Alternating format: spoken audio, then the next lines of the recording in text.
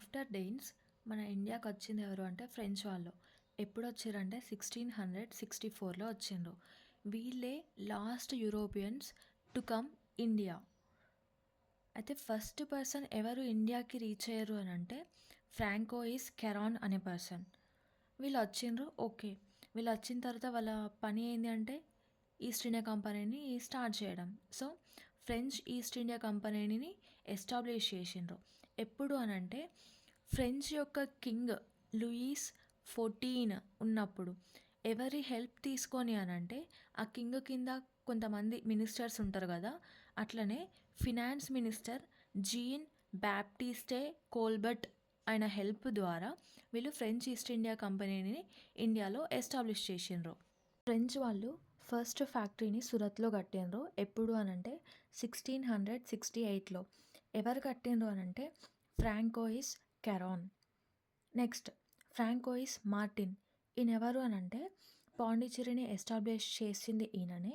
And he was the first French governor of Pondicherry. అంటే పాండిచ్చేరికి ఈయననే ఫస్ట్ గవర్నర్. ఎవరు పెట్టుకున్నారు ఈయనని అనంటే ఫ్రెంచ్ వాళ్ళు. ఎందుకు? ఇక్కడ ట్రేడ్ చేయడానికి ఈయనను పెట్టుకున్నారు.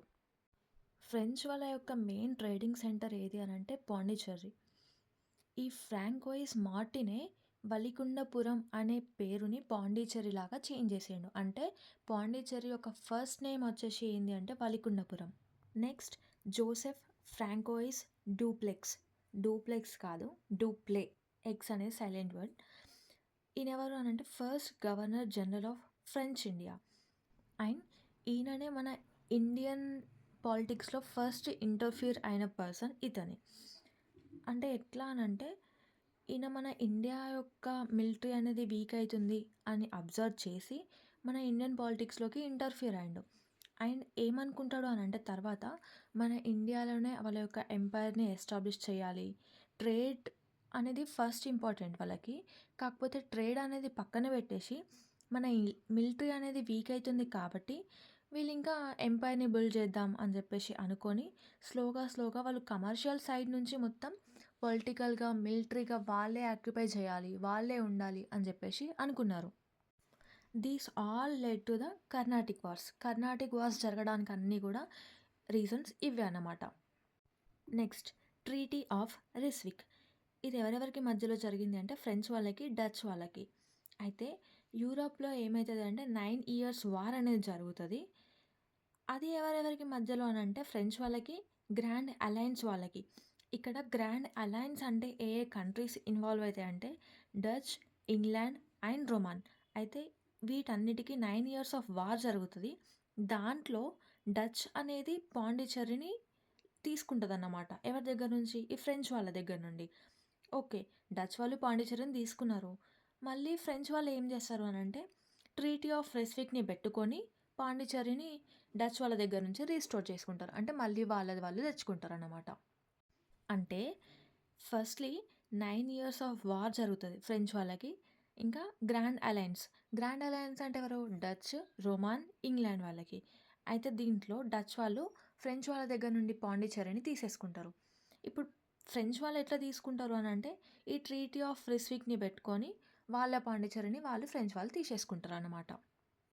Other important settlements of French ఏంటంటే మసూలీపట్నం, మాహే, యానం, పాండిచ్చేరి, కాలికట్, కరైకల్, చంద్రనాగోర్, బలేసూర్, తెలిచెర్రి.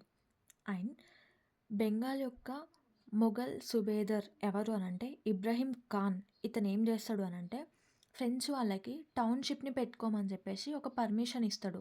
ఎక్కడ ఆ టౌన్షిప్ అంటే చంద్రనాగోర్ అనే ప్లేస్లో. ఫ్రెంచ్ వాళ్ళ యొక్క డౌన్ఫాల్ ఎలా అయ్యిందో నెక్స్ట్ వీడియోలో చెప్తాను.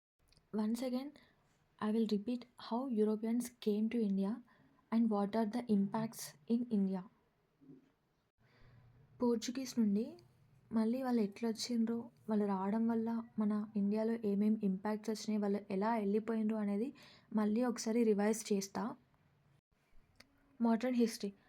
అసలు మోడర్న్ హిస్టరీ అంటే ఏంటి అని అంటే యూరోపియన్స్ వచ్చిన తర్వాత మన సొసైటీలో ఎలాంటి చేంజెస్ వచ్చినాయి, లైక్ ఎకనామికల్గా, పొలిటికల్గా కానీ దానిని మనం మోడర్న్ హిస్టరీ అని అంటాము.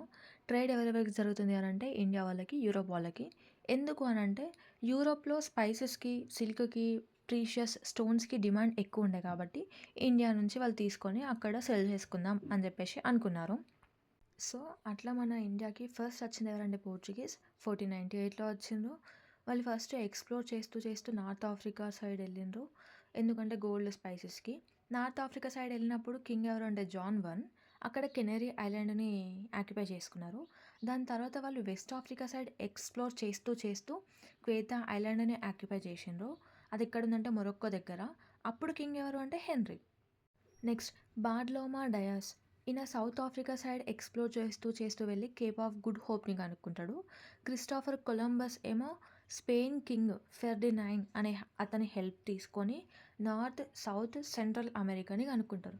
వీళ్ళందరూ కూడా ఇండియాని కనుక్కుందాం అని చెప్పేసి ఎక్స్‌ప్లోర్ చేస్తూ చేస్తూ ఒకరు కేప్ ఆఫ్ గుడ్ హోప్‌ని కనుక్కోవడం, ఒకరు అమెరికాని కనుక్కోవడం అట్లా జరిగింది. పోర్చుగీస్ నుండి ఫస్ట్ పర్సన్ ఇండియాకి ఎవరు వచ్చారంటే వాస్కో డి గామా కాలికట్కి వచ్చిండు. టర్కీ వాళ్ళు పోర్చుగీస్ వాళ్ళని అలో చేయరు అని చెప్పేసి ఈయన సీ రూట్ కనుక్కొని మన ఇండియాకి వస్తాడు. ఈయన వచ్చినప్పుడు పోర్చుగీస్లో కింగ్ ఎవరు అంటే మాన్యువల్ I, కేరళలో కింగ్ ఎవరు అంటే జెమోరిన్ మన విక్రమన్. నెక్స్ట్ పేడ్రో క్యాబ్రెల్ వస్తాడు. ఈయనకి ఇంకోటి అరబ్స్కి వార్ జరుగుతుంది. దాన్నే లుసో మలబారిస్ వార్ అని అంటాం. ఈయననే గెలుస్తాడు. సో ఫ్యాక్టరీని కాలికట్ ప్లేస్లో కట్టుకుంటాడు. Next Francisco de Almeida. ఈయనని ఫస్ట్ గవర్నర్ ఎవరు పెట్టిండ్రు? పోర్చుగీస్ వాళ్ళు. ఎక్కడ? ఇండియాలో. ఎందుకు? ట్రేడ్ చేయడానికి. ఈయన బ్లూ వాటర్ పాలసీని కూడా కనుక్కుంటాడు. అంటే డామినెన్స్ ఎక్కువ ఉండాలి అని చెప్పేసి. ఈయన అంజీదీవా ఫోర్ట్ని కూడా కట్టిండు. ఎక్కడ అంటే అంజీదీవా ఐలాండ్ పైన. ఈయన యొక్క మెయిన్ ఏమైంది? ట్రేడ్ చేయడం. నెక్స్ట్ ఈయననే అరబ్స్ని, ఈజిప్షియన్స్ని కూడా డిఫీట్ చేసిండు. ఎక్కడ అనంటే డామన్ అండ్ డయూ ఐలాండ్ దగ్గర. నెక్స్ట్ సెకండ్ గవర్నర్ ఎవరు అంటే ఆల్ఫాన్సో డి ఆల్బరెక్యూ. ఈయన యొక్క మెయిన్ ఎయిమ్ ఏంటి అని అంటే ఇండియాని వాళ్ళ యొక్క హోమ్ లాగా చేసుకోవడం. అంటే ట్రేడ్ చేసుకుంటూ అన్ని టెరిటరీస్ని కూడా ఆక్యుపై చేసుకోవడం అన్నట్టు. ఈయన కాలికట్ నుంచి కొచ్చిన్ వరకు ట్రేడ్ చేసుకుంటూ వెళ్ళిపోతాడు. గోవాని బీజాపూర్ సుల్తాన్ అయిన ఆదిల్ షా దగ్గర నుంచి తీసేసుకుంటాడు. నెక్స్ట్ గోవాని తీసుకుంటాడు, కొచ్చిన్ని క్యాప్టెన్ లాగా చేస్తాడు. బాల్లోసూర్, హుగ్లీ అనే దాన్ని కూడా ట్రేడింగ్ సెంటర్స్ లాగా పెట్టుకుంటాడు. ఈ ఆల్ఫాన్సో డి ఆల్బరెక్యూ అనే అతను ఏం చేస్తాడు అనంటే క్రిస్టియానిటీని ఎంకరేజ్ చేస్తాడు, ఇంటర్ మ్యారేజెస్ని కూడా, ఇంకా సతీని అబాలిష్ చేస్తాడు, ఫోర్స్ఫుల్ మ్యారేజెస్ని జరిపిస్తాడు, ఫోర్స్ఫుల్ కన్వర్షన్స్ కూడా చేపిస్తాడు అన్నమాట. అంటే బలవంతంగా కన్వర్ట్ అవ్వండి అని చెప్పేసి. ఈయన tobacco, cashew nuts, chilli, papaya, పైనాపిల్ని కూడా ఇంట్రడ్యూస్ చేసిండు. ఇంపీరియలిజం పాలసీని కూడా ఇంట్రడ్యూస్ చేసిండు. 3G పాలసీని కూడా. 3G అంటే ఏంది? God, glory, gold. గోల్డ్ అంటేనేమో వాల్యుబుల్ సోర్సెస్ని ఆక్యుపై చేయడం, గ్లోరీ అంటేనేమో పొలిటికల్ పవర్ గెయిన్ చేసుకోవడం, గాడ్ అంటే క్రిస్టియానిటీని ఎంకరేజ్ చేయడం. Next governor Nuno da Cunha. ఈయన ఏం చేస్తాడు? కొచ్చిన్ని క్యాపిటల్ లాగా తీసేసి గోవాని కొత్త క్యాపిటల్ లాగా చేస్తాడు. అండ్ ఇంకోటి ఏంటి అంటే బసైన్ అనే దాన్ని బహదూర్ షా దగ్గర నుంచి తీసేసుకుంటాడు. Next కార్టాజ్ system. ఇది ఒక లైసెన్స్ లాంటిది, అంటే పాస్ లాంటిది. ఎవరు ఇంట్రడ్యూస్ చేశారు అంటే పోర్చుగీస్ వాళ్ళు. ఎందుకంటే ట్రేడ్లో వీళ్ళదే మోనోపాలీ. వీళ్ళ ఫస్ట్ ఫ్యాక్టరీ ఎక్కడ అంటే కొచ్చిన్లో. ఇంకా అదర్ ఇంపార్టెంట్ సెటిల్మెంట్స్ ఏమేంటి అని అంటే Goa, Daman and Diu, Kannur, Mangalore, Dabhol, Cambay, Calicut, Gulf of Hormuz, Santhome, Hooghly, Nagapattinam, Surat, Kalyan, Basar, Salsette, Dadra, Nagar Haveli, Kollam, Chittagong. Portuguese వాళ్ళ యొక్క ఎంపైర్ అనేది 3 ప్రెసిడెన్సీస్ లాగా డివైడ్ అయిపోతుంది. Goa, Mozambique, Malacca. అయితే వాస్కో డి గామా ఇంతకుముందు మనం అనుకున్నాం కదా ఇండియాకి వచ్చిండు ఫస్ట్ పర్సన్ అని. ఆయన ఎవరి హెల్ప్ తీసుకొని వస్తాడు అంటే అబ్దుల్ మసీద్. పోర్చుగీస్ వాళ్ళ యొక్క డౌన్ఫాల్ ఎలా స్టార్ట్ అవుతుంది అంటే బ్యాటిల్ ఆఫ్ స్వాలీ. ఇది ఎవరెవరికి మధ్యలో అంటే ఇంగ్లీష్కి, పోర్చుగీస్కి. దేనికోసం? సూరత్ అనే ప్లేస్ కోసం. దీంట్లో ఇంగ్లీష్ గెలుస్తుంది. సో సూరత్ అనేది పోర్చుగీస్ వాళ్ళు లాస్ అయినట్టే. అదొకటి. షాజహాన్ వీళ్ళని అంటే డైరెక్ట్గా ఎలిమినేట్ చేసేస్తాడు పోర్చుగీస్ వాళ్ళని. నెక్స్ట్ డచ్ వాళ్ళకి పోర్చుగీస్కి వార్ జరుగుతుంది. దాంట్లో డచ్ గెలుస్తుంది. సో కొచ్చిన్, గల్ఫ్ ఆఫ్ హార్మోస్ రెండు కూడా డచ్కే వెళ్ళిపోతాయి. ఇక్కడ కొచ్చిన్, గల్ఫ్ ఆఫ్ హార్మోస్, ఇంకా పైన ఏది? సూరత్. ఇవి 3 పోర్చుగీస్ లాస్ అయిపోయింది. నెక్స్ట్ పోర్చుగల్ ప్రిన్సెస్ ఎవరిని పెళ్లి చేసుకుంటుంది అని అంటే ఇంగ్లాండ్ ప్రిన్స్ని. సో డౌరీ లాగా ముంబైని ఇచ్చేస్తుంది. అదొకటి. మరాఠా వాళ్ళు అప్పుడే వస్తారు. అదొకటి. Battle of Bassein. ఇది పోర్చుగీస్కి, మరాఠాకి జరుగుతుంది. దీంట్లో మరాఠా గెలుస్తుంది. సో బసైన్, సాల్సెట్టి అనేది కూడా మరాఠాకి వెళ్ళిపోతుంది. Operation Vijay war. దీనివల్ల గోవా, డామన్, డయూ అనేది కూడా వెళ్ళిపోతుంది. Treaty of Tordesillas. ఇది ఎవరెవరికి మధ్యలో అంటే స్పెయిన్‌కి, పోర్చుగల్‌కి. ఎందుకోసం? ఇండియా కోసం జరుగుతుంది ఇది. స్పెయిన్ వాళ్ళు గెలుస్తారు. కాకపోతే స్పెయిన్ ఏమంటది అనంటే, నాకు లాటిన్ అమెరికా కావాలి అని అంటది. పోర్చుగీస్ వాళ్ళు ఏమంటారు, ఓకే నేను లాటిన్ అమెరికా మీకు ఇచ్చేస్తా, ఇండియా మాకు ఇచ్చేసేయి అని అంటది. అట్లా లాటిన్ అమెరికా కూడా లాస్ అయిపోతుంది స్పెయిన్. ఇప్పుడు చూద్దాం ఏమేం లాస్ అయిపోయినాయో. సూరత్ అనేది బ్యాటిల్ ఆఫ్ స్వాలీలో పోతుంది. గల్ఫ్ ఆఫ్ హార్మోస్, కొచ్చిన్ అనేది డచ్‌కి ఇంకా పోర్చుగీస్‌కి వార్‌లో పోతుంది. షాజహాన్ ఎలిమినేట్ చేసేస్తాడు. మరాఠా వాళ్ళొస్తారు. బ్యాటిల్ ఆఫ్ బసైన్‌లో బాస్సెన్, సాల్సట్టి అనేది లాస్ అయిపోతారు. ఆపరేషన్ విజయవాడ జరుగుతుంది. And lack of good leadership. వాళ్ళలో లీడర్‌షిప్ క్వాలిటీస్ బాలేకపోవడం. అది కూడా వన్ ఆఫ్ ద రీజన్ అన్నమాట. వాళ్ళు రావడం వల్ల ఇంపాక్ట్స్ ఏమేమి వచ్చినాయి మన ఇండియాలో అనంటే, క్రిస్టియానిటీని స్ప్రెడ్ చేసేసిండ్రు. ఇంతకుముందు అనుకున్నాం కదా! నెక్స్ట్ గోవాలో ఉన్న టెంపుల్స్ అన్నీ కూడా డెస్ట్రాయ్ చేసిండ్రు. వాళ్ళ యొక్క ఎడ్యుకేషన్‌ని మన ఇండియాలో ఇంపోర్ట్ చేసిండ్రు. నెక్స్ట్ ప్రింటింగ్ ప్రెస్‌ని తీసుకొచ్చిర్రు. బైబిల్‌ని మలయాళంలోకి, కన్నడలోకి కన్వర్ట్ చేసిండ్రు. నెక్స్ట్ క్రాప్స్‌ని ఇంట్రడ్యూస్ చేసిండ్రు అని అన్నాం కదా! Papaya, tobacco, cashew, pineapple, sweet potato, chilli, corn, groundnut, potato, lady finger ఇవన్నిటిని కూడా వాళ్ళు ఇంట్రడ్యూస్ చేసిండ్రు. నెక్స్ట్ డచ్ వాళ్ళొస్తారు. ఎప్పుడంటే 1595లో. ఎక్కడికొస్తారు అంటే పూలీకట్ అనే ప్లేస్‌కి. ఫస్ట్ పర్సన్ ఎవరు అంటే కార్నెలియస్ డి హౌట్‌మ్యాన్. గోల్కొండ మొఘల్ కూలీ కుతుబ్ షా ఉన్నప్పుడు వీళ్ళ ఫస్ట్ ఫ్యాక్టరీని మచిలీపట్నంలో కట్టుకున్నారు.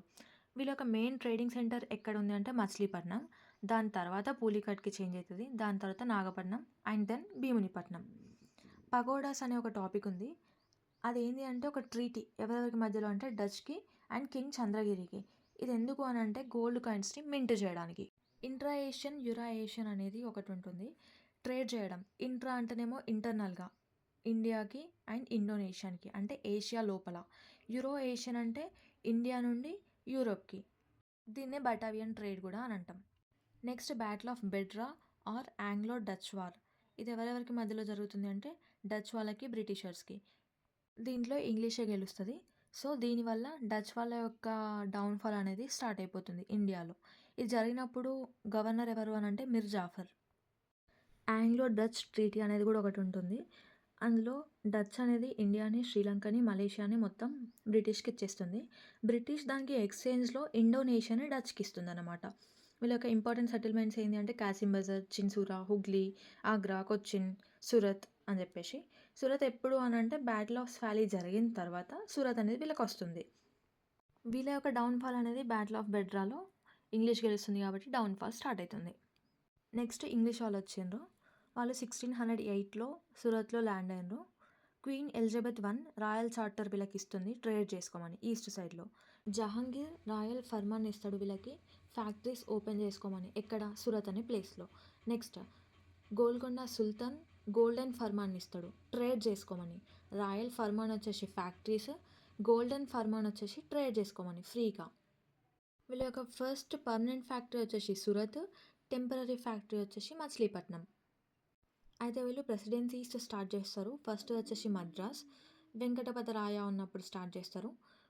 ఫ్రాన్సిస్ డే ఇండియాకి వచ్చి ట్రేడ్ చేసుకుంటామని చెప్పేసి ఫ్యాక్టరీస్ కడతాడు. అండ్ సెయింట్ జార్జ్ అనే ఫోర్ట్‌ని కడతాడు. దెన్ మద్రాస్‌ని ఫస్ట్ ప్రెసిడెన్సీ లాగా డిక్లేర్ చేసి దానికి ఫస్ట్ ప్రెసిడెంట్ ఫ్రాన్సిస్ డే ఆయననే ఉంటాడు. Next Bombay presidency. England prince Charles టూకి బాంబే వస్తది కదా! పోర్చుగీస్ ప్రిన్సెస్ పెళ్లి చేసుకున్నందుకు ఇస్తది కదా! అయితే ఇంగ్లాండ్ ప్రిన్స్ ఏం చేస్తాడు అనంటే ఈ బాంబేని 10 పౌండ్స్ ఇచ్చి ఒక ఇయర్‌కి మీరు యూజ్ చేసుకోండి అని చెప్పేసి బ్రిటిషర్స్‌కి ఇస్తారు. ఆ బ్రిటిష్ వాళ్ళు ఏం చేస్తారు అనంటే సెయింట్ డేవిడ్ అనే ఫోర్ట్‌ని కట్టుకొని బాంబేని ప్రెసిడెన్సీ లాగా డిక్లేర్ చేస్తారు. ఫస్ట్ ప్రెసిడెంట్ దీనికి ఎవరంటే Gerald Aungier. Next Bengal presidency. అయితే బెంగాల్‌లో గవర్నర్ సుల్తాన్ షుజా ఉన్నప్పుడు ఆయనకి హెల్త్ ఇష్యూస్ వస్తాయి. సో, షుజాని ట్రీట్ చేయడానికి డాక్టర్ జియోర్జ్ అనే అతను బ్రిటిషర్స్ నుండి వస్తాడు. ఆయన ట్రీట్ చేసినందుకు షుజాకి మీరు ట్రేడ్ చేసుకోండి, ఫ్యాక్టరీస్ కట్టుకోండి అని చెప్పేసి సుల్తాన్ షుజా చెప్తాడనమాట. పర్మిషన్ ఇచ్చేస్తాడు. వీళ్ళేం చేస్తారు? బీహార్, ఒరిస్సా, కోరమండల్, హుగ్లీ, దాకా, కాసిం బజార్‌ని ఆక్యుపై చేసుకుంటూ వెళ్ళిపోతారు. జాబ్ చర్నాక్ ఈయన కూడా బ్రిటిషరే. ఈయన ఫోర్ట్ కడతాడు. దేని చుట్టూరా అంటే 3 విలేజెస్ చుట్టూ. సుతనూతి, గోబింద్‌పూర్, కాలికట్ట. ఆ ఫోర్ట్ పేరు ఏంది అంటే విలియం ఫోర్ట్. ఇది ఎప్పుడు కడతాడు? Under the governor Shaista Khan ఉన్నప్పుడు. అప్పుడు ఈయన ఫోర్ట్ కట్టేసి బెంగాల్ ప్రెసిడెన్సీని స్టార్ట్ చేస్తాడు. ఫస్ట్ ప్రెసిడెంట్ ఎవరు అంటే చార్లెస్ అయర్.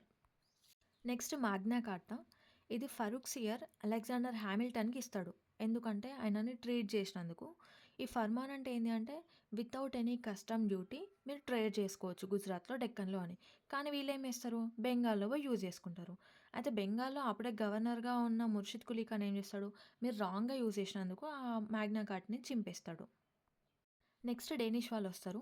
వాళ్ళెక్కడికొస్తారు అనంటే ఫస్ట్ ట్రాంక్యూబర్ అనే ప్లేస్‌కి. అదెక్కడుందంటే తమిళనాడులో 1616లో వస్తారు. వాళ్ళ యొక్క ఫస్ట్ ఫ్యాక్టరీ గూడా ట్రాంక్యూబర్‌లోనే. వీళ్ళు గూడా ఈస్ట్ ఇండియా కంపెనీని ఎస్టాబ్లిష్ చేసుకుంటారు.